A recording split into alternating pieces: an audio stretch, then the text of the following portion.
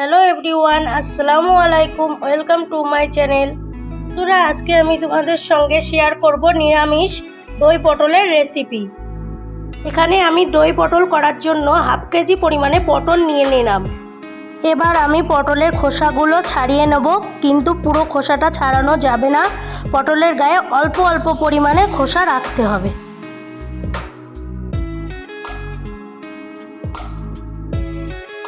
দেখে নাও, ঠিক এইভাবে পটলের খোসাটা ছাড়িয়ে নেবে, পুরো খোসাটা ছাড়াবে না। এখানে আমার পটলগুলোর খোসা ছাড়ানো হয়ে গেছে।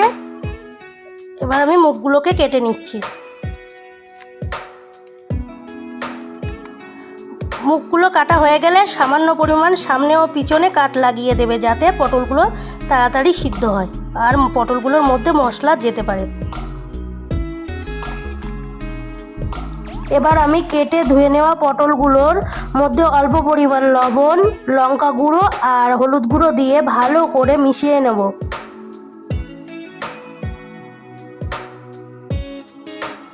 আমার সবগুলো উপকরণ মেশানো হয়ে গেছে। এবার আমি 5 মিনিটের জন্য রেস্টে রেখে দেব। এখানে আমি পেস্ট বানানোর জন্য একটা মিক্সার জার নিয়ে নিলাম। আমি কিছুটা পরিমাণ কাজু বাদাম আর চীনা বাদাম নিয়ে নিলাম, সঙ্গে 2টো কাঁচা লঙ্কা আর 1 বাটি টক দই নিয়ে নিলাম। টক দইয়ের পরিমাণটা এখানে 3 চামচের মতন আছে, তোমরা তোমাদের পরিমাণ মতো নিয়ে নেবে।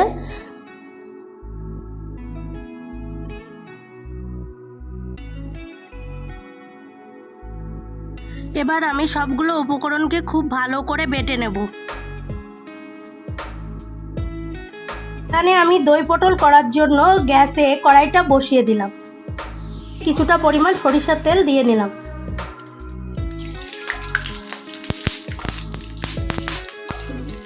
তেলটা গরম হয়ে গেছে। এবার আমি রেস্টে রেখে দেওয়া পটলগুলোকে ভেজে নেব।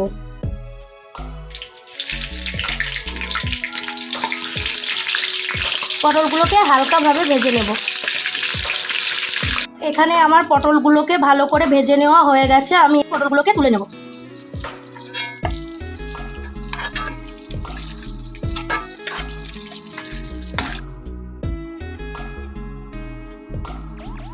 ওই তেলের মধ্যেই আমি একটা তেজপাতা, 2টো দারচিনি, 2টো গরম মশলা আর 2টো লবঙ্গ দিয়ে নেব।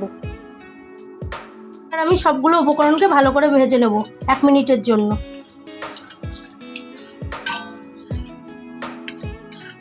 এখানে আমি অল্প একটু লবণ দিয়ে নিলাম, অল্প পরিমাণ হলুদ গুঁড়ো, অল্প পরিমাণ জিরে গুঁড়ো, ধনে গুঁড়ো,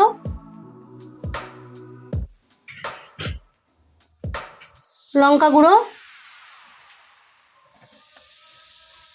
দিয়ে নিলাম। এখানে অল্প একটু পানি দিয়ে নিলাম, যাতে মশলাগুলো পুড়ে না যায়।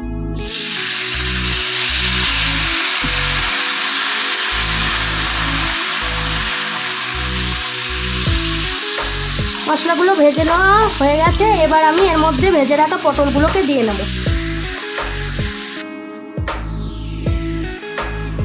এবার আমি ঢাকনা চাপা দিয়ে নেব।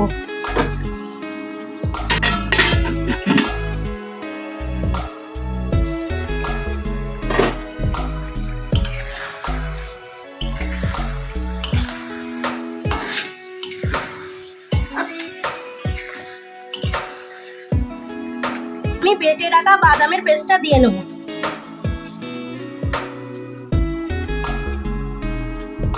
এখানে গ্যাসের ফ্লেমটা কমই রাখবেন, না হলে টক দইটা কেটে যেতে পারে।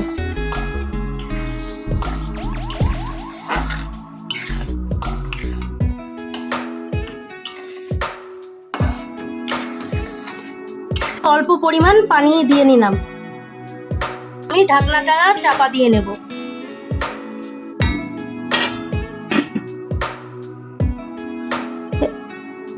এই যে এখানে আমার দই পটলটা রেডি হয়ে গেছে। এবার আমি নামানোর আগে কিছুটা পরিমাণ চিনি আর 1 চামচ ঘি দিয়ে নেব।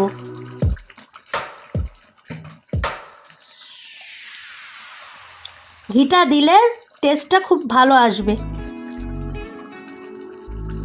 এখানে আমার দই পটলটা রেডি হয়ে গেছে। এবার আমি নামিয়ে নেব।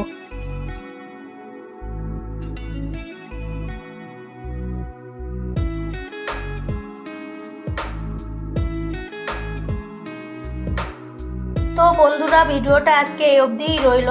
তোমরা সবাই আমাকে সাপোর্ট করো, তোমাদের সাপোর্ট আমাকে এগিয়ে নিয়ে যেতে সাহায্য করবে। তো প্লিজ তোমরা আমার চ্যানেলটিকে লাইক, শেয়ার, সাবস্ক্রাইব করে দিও। তোমরা ভালো থেকো, সুস্থ থেকো। আল্লাহ হাফেজ।